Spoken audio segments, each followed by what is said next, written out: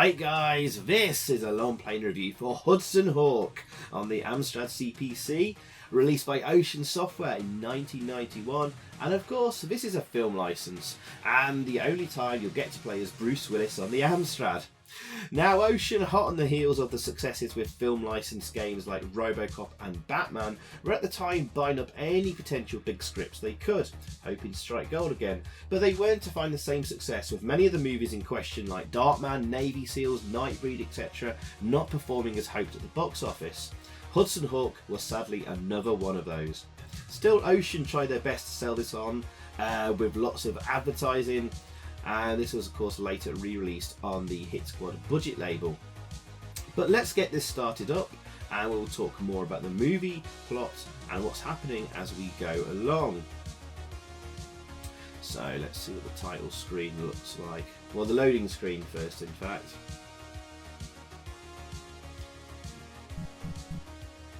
There we go. That's actually quite nice actually. Simple, but... And talking of simple, it's the title screen. Got a strange fart noise as it started. There we go. Copyright 1991. TriStar Pictures Incorporated. All rights reserved. All the trademark rubbish. Written by Special Effects with Ocean Software Limited. We've got the credits there for the programmers, graphics artists, and sound effects. We'll talk more of them in a little bit. At first, we're going to redefine our keys just to make sure it all works. Obviously I'm using an emulator here. And here's the next bit of the title screen, which actually got sort of a raster bar effect there, which is a little bit slow, but kind of alright. High score table.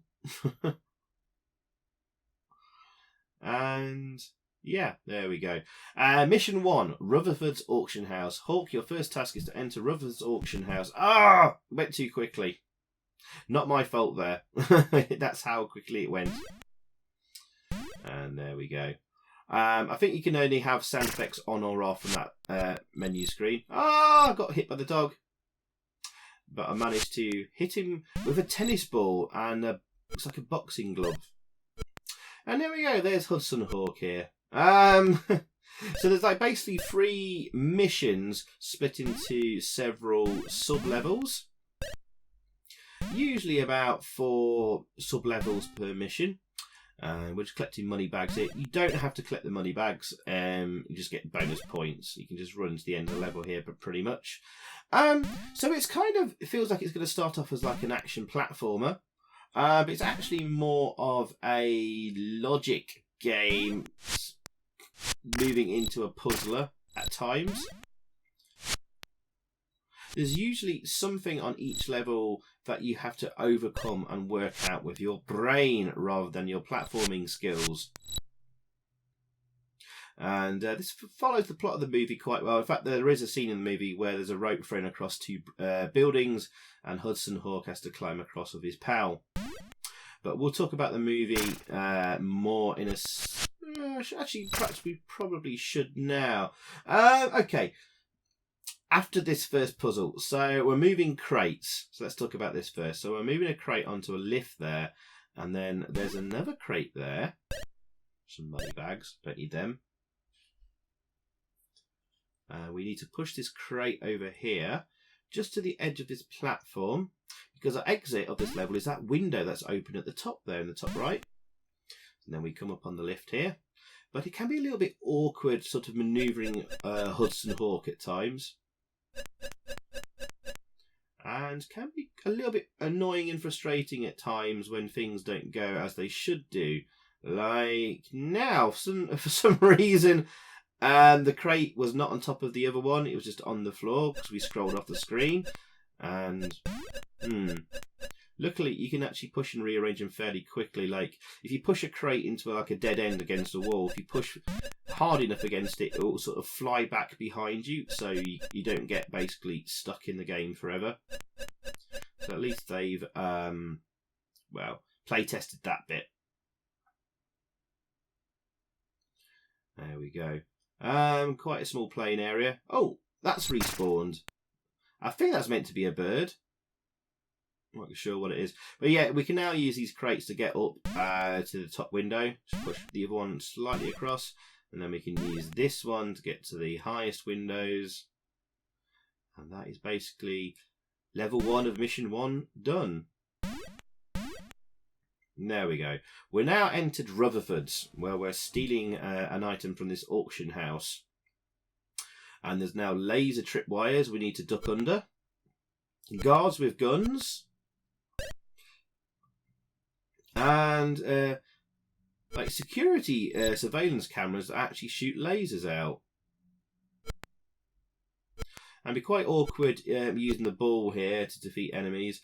Now you can let them get actually quite close up to you and then punch them. But I like to attack from a distance where possible. I was probably playing it a little bit too safe there. Okay, so yes, this film is based on yeah, quite a famous box office bomb. Losing the film studio reported $50 million. Whether that's true or not, I'm not quite sure. That's from Wikipedia, so we perhaps won't rely on that too much. But it was a big failure and a very, very high budget for the time. I think it was Terminator 2 that had the highest budget that year of 75 million. So this had a budget of 50 million.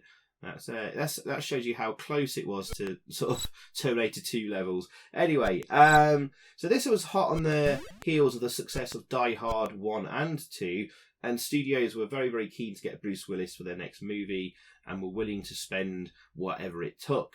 In their desperation, it sounds like producer Joel Silver was again able to sign up Willis, but for his vanity project. It's a script that him and a musician buddy of his had written years ago and been trying to get made all that time. The movie turned into a complete mess, with Willis meddling and rewriting the script constantly and reportedly undermining the director throughout, with high tensions on the movie set. And that kind of rings true, especially if you heard what happened with him and Kevin Smith on Cop Out. A very interesting YouTube videos about that. Anyway, so what we ended up with is a complete mess of a movie, tonally all over the place and savaged by critics and audiences alike at the time. It also received 3 Golden Raspberry Awards, the Razzies, for Worst Director, Worst Screenplay and Worst Picture. Now, the plot. The plot is ridiculous to describe, so let's start with Bruce Willis's original idea of a wisecracking and safe-cracking cat burglar called Hudson Hawk, who along with his friends go and rob various high-security museums, auction houses, art galleries, etc. Whilst on the job, they time themselves by singing old classic songs like Swinging on a Star and Side by Side. It's a nod and modernising of the old gentleman thief movies like David Niven used to star in, but he also wanted it to be kind of a jet-setting type movie, travelling around glamorous locations like James Bond as well. It all got a bit messy. So another plot was bolted on involving Leonardo da Vinci, alchemy, and a gold-making machine, and the hunt for the pieces of a mirrored crystal used to turn lead into gold. However, the pieces of this crystal have been hidden in several Da Vinci antiques, such as the Sforza horse statue and the Codex book. Like in the movie, it's your job in the game to go rob Rutherford's auction house for the horse, which we're doing right now, and the Vatican for the Codex book. Contained within are the crystal pieces. And then the plot gets daft with the Mafia, CIA, Vatican operatives, and 2 ridiculous rich maniacs, brilliantly played by Richard E. Grant and Sandra Bernard, by the way, in the film, chewing the scenery as best they could. All of them using Hawk to achieve their dastardly goal of collapsing the world economy by producing mass amounts of gold. And then there's a mess of conspiracies and double crossings to go with it, and lots of goofy slapstick stuff in the movie. Oh dear. For me, as a 10 or 11-year-old kid when I watched it, I actually quite enjoyed the movie for all its zaniness, crap humour, Richard E. Grant and Sandra Bernard's performances, which are quite funny, and its strange odd bits of gore. I actually rewatched the movie yesterday with the missus, actually, watching for the first time, and we both agreed it's an all-over-the-place mess, but it's actually a strangely enjoyable movie. Certainly, it's edited and moves at a really quick pace, where you don't have much time to think about what the hell just happened, and it's best to just go with it. Also, Bruce Willis is probably the best he's ever been in a movie, in my opinion, because since this and The Last Boy Scout was a flop, and he lost all his hair, he's never been the same to me. He's been playing the same grumpy old git every movie since. Ultimately, though, failure as it was, the film, Hudson Hawk should have been marketed as a comedy caper, not an all-out action movie. And so the game understands that and goes for a cartoony approach. The sprite here doesn't look much like Bruce Willis, but it roughly and awkwardly follows the plot of the movie, but taking plenty of liberties along the way. Like, I don't remember Bruce Willis going through an air duct system and dealing with flames or gas there or whatever. Anyway, it's a video game. It's a computer game, so there we go. So, yeah. Why is he throwing a tennis ball? It's never quite explained, but there's a scene later in the movie where the villain is hitting balls being fired from a tennis ball firing machine, and Bruce Willis actually uses the tennis ball machine to perhaps the best and funniest scene in the movie. If anyone's seen it, you guys remember Bunny, ball. Well, that's probably where they got the tennis ball idea from. And there we go. This is where we get the Xyphoe, a horse. I think that's how you pronounce it. It's behind that safe. And that is the end of mission 1. There we go. And we get 500 bonus points. And then we'll get our next mission. Oh, first of all, well done. You've retrieved the Xyphoe. Xyphoe? Who knows how you pronounce it? Okay, mission to the Vatican. Hawk, your next task is to retrieve Leonardo da Vinci's sketchbook, the Codex. This you will find displayed on the Vatican walls, but be aware this is a valued possession, and blah blah blah. There we go. Okay, so we're after Leonardo da Vinci's sketchbook which is called the Codex. And our first puzzle here is getting past that big block. Actually, this is probably one of the easiest levels in the game. Just watch out for the angry nuns. Those are angry nuns. Ooh. Don't like nuns. Ugh. I have a thing about nuns, guys. Anyway. So, Mode 1 graphics. Very, very blue. But Mode 1 means 4 colours and higher resolution than the Amstrads normally use. Mode 0 of 16 colours with big, fat, chunky, wide pixels. So we've actually got quite nice detailed graphics, but in quite a small plain area and screen. I think it's probably been reduced in size from the version it's been converted for. More on that later. Actually quite nice animation on the character. Doesn't look anything like Bruce Willis. Doesn't even look like a cartoon Bruce Willis, to be fair, either. But on this mission, at this level here, you can just run along the top here for most of it. And these levels are actually quite short, and actually that's quite cool. Actually, I like short little levels, but lots of them. That way you feel you're making good progress. There is very little sound effects. There is no music at all, not even in the 128k version. What sound effects there are, they're not really that good. Scrolling. You'll see at points where it scrolls really juddery and other times relatively smoothly, so it's quite smooth now. But it goes all juddery, but you have to sort of stop yourself moving, go to a standstill, then start moving again. Then it will scroll smoothly again. It's weird. I don't understand what's up with the scrolling here. So either scrolls in chunks, but if you stop and go to a standstill, look, it goes smooth again. We'll probably see it illustrated better in another level, but I find that really weird. Why there's 2 different sort of types of scrolling on the go. And that's a fairly simple level to beat there. There we go. Controls. The controls are a little bit unresponsive and a little bit poor, I feel.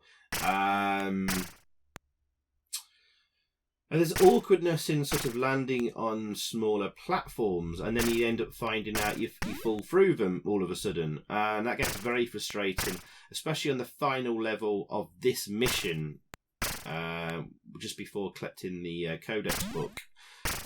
You'll hear my frustration in a little bit on that. Yeah, so the controls feel a bit laggy, a little bit unresponsive, which is not good for essentially what is a platformer game at its core.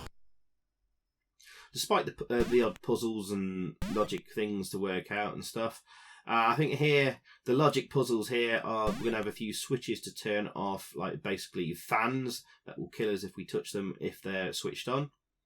But they're only on timers though, so when you flick a switch on this level and turn a fan off, it will come back on after about, I don't know, 10 or 20 seconds. So not only do you have to work out which switches to hit, which are actually fairly easy to find and fairly close to where the fan is, you also have to move very, very quickly.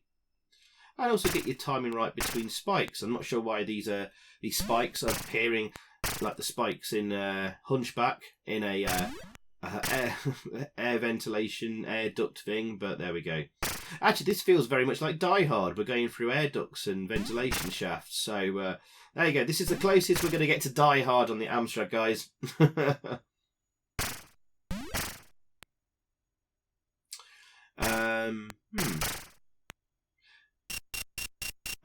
There's a fan. Don't worry, it doesn't like suck you in or anything like that. I find it quite awkward actually getting onto a bloody ladder. You sort of have to jump on it, but then you're worried you're going to fall down and fall to your doom or something like that. And there's a switch. Just jump up into it. The manual tells you can use the ball to turn it off. I was jumping into it to give us as much speed as possible, the time to get through. There we go, plenty of time actually. And there you go, there's the ends of that level. Right, we're now on top of the Vatican roof. And this is another actually really easy level, just stick to the top. But guys, it's not a relatively hard game to beat. I think, yes, the later levels will give you a bit of trouble maybe, but you will soon be progressing on to like the third mission at Leonardo da Vinci's castle. Did Leonardo da Vinci actually have his own castle? I don't know. I literally don't know that at all. I've got parachuting nuns here. I think there are Vatican guards below us there. Yeah, some of the floors crumble, so just be careful of that. That's a new thing added on this level. So you often encounter something new most levels. Is that a roller skating nun? Not quite sure. Some really daft enemies in the game, but yeah, the ropes are pretty easy to jump on and climb across. It literally automatically just like latches you onto the rope, so you don't have to like waggle the joystick or anything like that.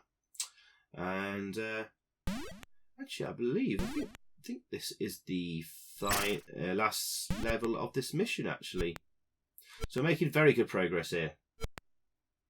Okay, so who made this game? So this was not made in-house at Ocean, but contracted out to Special Effects, who also did Batman the Cape Crusader, Midnight Resistance, and sadly Red Heat. And there's another underperforming movie and game. Will Hudson Hawk be the same? Well, it's up to me and you to decide. So we have Jim Bagley on coding duties here. Most of you should know who he is, and he's a really lovely guy that's still around making retro games. You will likely find him at most retro gaming conventions, and he's always approachable for a friendly chat. Indeed, I've also spoken and interviewed him before in a video a long time ago on my channel, so have a look at that Play Expo video. I think it was 2016 or 17. But he did express to me deep regret that he wasn't allowed the time to improve his AMSTRAD CPC conversions. Straight from the horse's mouth, guys, confirmed. Because at Special Effects, he did the Specky version first, which they were often pretty decent from Jim actually. But then he was given a minuscule amount of time to get it onto the Amstrad. So that's why his conversions of Cabal and Midnight Resistance to the Amstrad were disappointing, and to be honest, probably this one too. It was definitely a very quick, rushed, specky port job. But it's not essentially his fault. If the programmer isn't given time by his bosses, then what can he do? Still, it seems to be a pretty decent game, actually. But I'll talk more on my final score and my final thoughts in a little bit. Colin Rushby is on graphic duties. His only other CPC game being Terrapods for Melbourne House that I can find. And lastly, we have Keith Tinman on the very limited sound effects. However, he did do the sound effects and music for all the 8-bit versions. And there's some excellent music on other versions, sadly. Missing on the Amstrad. So there we go. Special effects. Jim Bagley has also said to me that he would like to revisit some of his older games and improve them, because he's still coding. In fact, he's been coding recently for the Spectrum Next computer, if that ever comes out. Looks like it probably will. And it's not going to be a Vega thing, but we shall see. So he's been quite involved with that and coding and stuff. So that's taken his time up and probably meant he's not had time to address like his Amstrad conversions. But he did say to me a few years ago he really, really wants to like remake things like Cabal and stuff. Maybe you can add like music and other bits and bobs to the Amstrad version of Hudson Hawk. Who knows? Maybe you'll get round to it, maybe he won't. Well, we shall see. But he was a thoroughly nice guy, and he is actually a talented coder, and he's been working in the industry right up until this day, so good on him. But boo to the bosses at Special Effects. There's that juddery scrolling again. Anyway, this is my least favourite part of the game, probably here. There's these tiny little platforms, and this illustrates actually a big issue with the game. Now, you probably won't see it here as such, because this is a long play, and I'm trying to do this without dying and losing too much energy and do it as smoothly as possible. But this is really awkward jumping between these small little platforms. And I'm often on the joystick pushing left and right to try and guide my descent into the middle of the platform and not make me jump too far. It's a real pain in the bum to do. And sometimes you'll end up falling through platforms. Well, I don't know if you'll see this here or not. I can't remember. I think we do, actually. I end up landing on the floor, which is deadly and dangerous. Try and adjust myself here.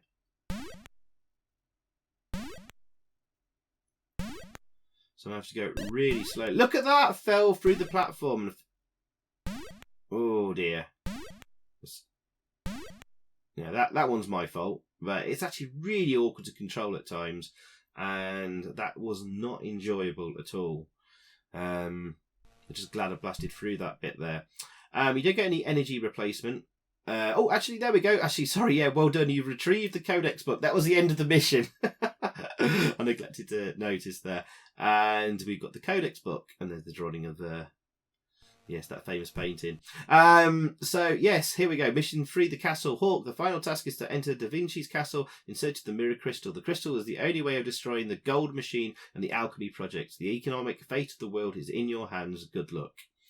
So, yeah, I'm not going to go over the plot again. There's a gold-making machine. There's 3 bits of a crystal in it. And now we're at the end of the movie where Hudson Hawk is trying to get a bit of the crystal out of the machine, so it all goes wrong. The machine blows up, kills all the bad guys. He gets the girl and flies off into the distance on a bloody wooden hand glider that like Leonardo da Vinci apparently made. Yes, it's ridiculous. Anyway, let's talk about other versions of the game then. The ZX Spectrum version.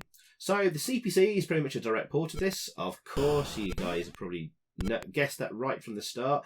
But the Specky has much better presentation with a nice drawing of Bruce in his Hudson Hawk get-up at the sides of the screen.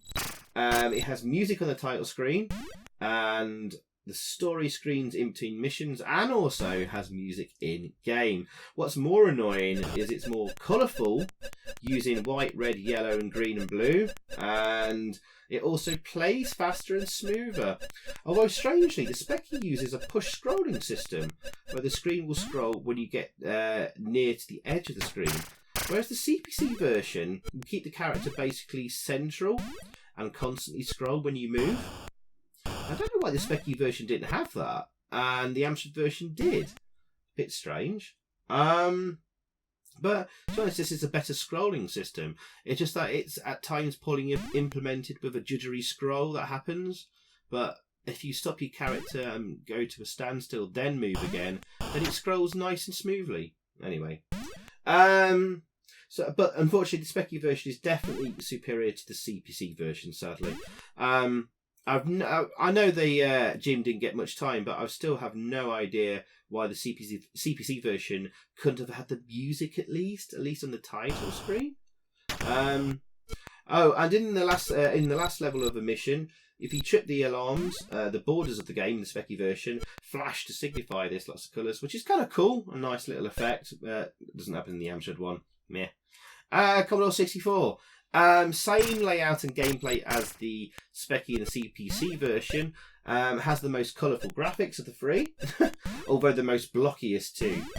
With the Hudson Hawk sprite looking like it's made out of Lego. It is really fast and smooth though, and in my opinion, probably the best of the home computer 8-bit versions. Now I thought, sorry guys, I got confused here. I completely forgot the exit is not this window, and I keep trying to get into it. I'm getting confused. And also getting stuck in that bloody lift. So excuse, I could have cut out about a minute's worth of footage here, but this is a long play, it has to be what it is, so it stays in. That is not the exit, like you'd think it was. Because I know there's a reason for the lift, because on the far left of the roof is 3 money bag pickups, but I gave up caring about picking up money bags. So, and then I remember actually that is the exit. Even though there's no sort of indication that is an exit, but there we go. I should say about the Specky and the Commodore 64 versions, I don't know how the controls feel on both of them. I suspect they're probably better than the CPC version. I feel like the CPC version is a bit laggy. But I've not played them, so to know whether the controls are better or not, because the controls are really kind of a bit of a killer for me for this game. They don't feel very intuitive to a platform game. You know, if you compare it to sort of Prehistoric 2 or something like that, that's much better. And I'm not worrying about, am I going to fall through this platform all the bloody time? So this also got conversions to the Nintendo Entertainment System, the NES, or the NES as we call it in the UK. So weirdly, it's the same as the Commodore 64, but with murkier graphics, but a better Bruce Willis sprite. The levels are identical, which is actually very unusual for a NES port, because nearly always they greatly deviate from the original source material and add in extra things and levels or turn it into a sort of a sub-RPG thing. But not here. It's a straight port onto the Nintendo. It also landed on the Game Boy. And I was expected to say it's fairly identical to the NES. And yes, it is in presentation and music and sound effects. But the sprites, believe it or not, guys, are the same as the Spectrum and the Amstrad sprites. That's weird. So if you go and look at the Game Boy version, it has the same Hudson Hawk sprite and enemy sprites as the Amstrad. Woo! Playing area of the Game Boy version is a lot more zoomed in and smaller. But according to online sources, Jim Bagley was involved in this version. Even the high score entry table is the same as the Amstrad and Specky. Also, the whole screen flashes and fades in and out when the alarm is tripped, which is kind of cool. And it also has a little intro and ending sequence as Bruce Willis flies off on that bloody wooden hang glider. In fact, I think it's the only version that has any kind of little animated ending sequence. All the other versions have like a static screen, pretty much. Oh, spoiler alert! Oops. I actually prefer the Game Boy version to the NES version. And actually, guys, it's probably the best 8-bit version overall. But it also ended up on 16-bit machines, Hudson Hawk, Amiga, the Commodore Amiga. It has a nice flashy intro. And as you can imagine, it's just kind of a souped-up version of the 8-bit game. But levels, layout and gameplay is mostly the same on the first mission, apart from some of the air duct levels, and the addition of a safe cracking mini level at the end of the first mission. Well, I think that's like I think that's Richard E. Grant's character there, because he's hitting tennis balls. You can't kill him, so just avoid him. But on the Amiga version, the Vatican and Da Vinci's Castle missions do differ quite a lot. So it's not a bad game, actually, overall. I don't know what the magazines thought of it at the time, but it looked quite good to me. The Atari St, the last version, same as the Amiga, but not as nice music. There we go. So that's the other versions. As for review scores at the time, this was reviewed in Amstrad Action issue 78, which is March 1992. It's a bit strange because I thought this was released in time for Christmas of 1991, or did the Amstrad version get a later release than the other ones? I don't know, but there we go. But guys, in the Amstrad Action review, they gave this game, wait for it, a quite staggering 94%. Like, what? They must have been mad or smoking something dodgy, because like this game is not a 94% rated game. I'm not saying it's a bad game, but like, geez, 94%, that's one of the highest rated games in Amstrad Action history. I don't know, maybe they were trying to keep Ocean happy at the time and sort of encourage them to keep making new Amstrad full price games and keep them in business. Who knows? Anyway, as for the review, the graphics got 95%. Yikes. What? I mean, the graphics are pretty nice and detailed, but like, oh my god, they are not 95% rated graphics. Jesus. Sonics, what little there are, got 75%. Bloody hell. Even that's pretty high. Grab factor, 92%. So this is initially appealing. Staying power, 96%. What? And they gave it an overall rating of 94%. Oh my god. Yikes. Well, anyway, there we go. I'm certainly not going to give this game 94%. I think this is the penultimate level. We're just inside Da Vinci's castle now. As for my score, guys, I'm going to give this game a... I'm going to give this game a 7.5 out of 10. It may have been an 8 out of 10, but when you've seen the other versions, especially the Specky version, which is like kind of much better, it kind of loses marks for me, makes me more disappointed with it. It's actually pretty decent, to be fair. It's an okay platformer with a bit of logic puzzles and to solve, which gives it a bit of an added extra dimension compared to the usual platforming fare. So good on Jim Bagley and the people who designed the game. Definitely not the worst game I've ever played. Definitely not one of Ocean's worst film licenses. It's up there. It's definitely just below Total Recall and Darkman for me, with Batman, RoboCop, and the Untouchables above them, and the whole pantheon of Ocean film licenses. There we go. But yeah, definitely not 94%. 7.5 for me out of 10. It'll probably be like a 79% or something like that. And here we are, guys. We're now on the final level. It's a little bit tricky with all the gas, or are they flames? I don't know. All I'm trying to do here is fall between the crate and the edge there to try. I've got to nudge this crate off so we can use it to get up to a switch. And I'm having a right difficulty doing it. So, yeah, it's a little bit awkward how Hudson Hawk deals with landing on objects and platforms and stuff. And that loses marks for me as well. Okay, there's Da Vinci's gold machine. That strange thing to the right there. Got a switch to hit there. There's actually 3 switches in this level. When you get all 3 switches active, the gold machine opens up, and then you need to click that star-shaped thing in the middle. That's the crystal. Also, a door will open at the top right, which will be your exit. but it's on a timer and will slowly close. If it does, then you have to go around again and open all the switches. There's the exit there, that sort of gate. That's down at the moment. Let's time this just right, hopefully. There we go. You can see the machine opening there. And we're grabbing that the crystal in the middle. The machine closes, and you've got to be very quick jumping across there. Now, I make a mistake, and this will cost me because I might not have enough time now to get into the exit before the gate shuts. But there's no time limit, so you can just keep trying over and over. So, of course, yeah, you want to be careful of losing energy, but you do get a generous 5 lives. And there we go. We just managed to skid into the gate there as it was closing. And the guys, that is Hudson Hawk completed. And we get 500 bonus points. Wow. Well done. You've retrieved the mirrored crystal. Whoa.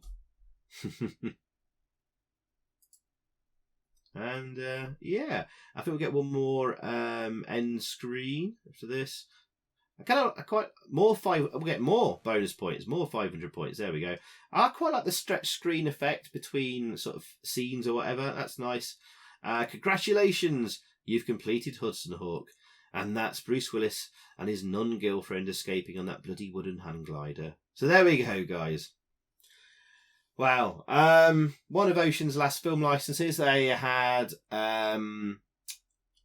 The Simpsons out around the same time, I think, and then later the last one they ever did was Addams Family. I think with there we go. But yeah. I think that will do. We're gonna have to cover again Ocean film licenses in another AM stream. We did part 1 of Ocean's film licenses in the mid to late 80s, and now we're on to Hudson Hawk. Will be making an appearance on that soon. But there we go, guys. That's the game completed. The high score entry table. Not much else to say. But I thought I'd probably show you what happens when you actually get hit and die in the game. It's actually some quite nice animation of those things.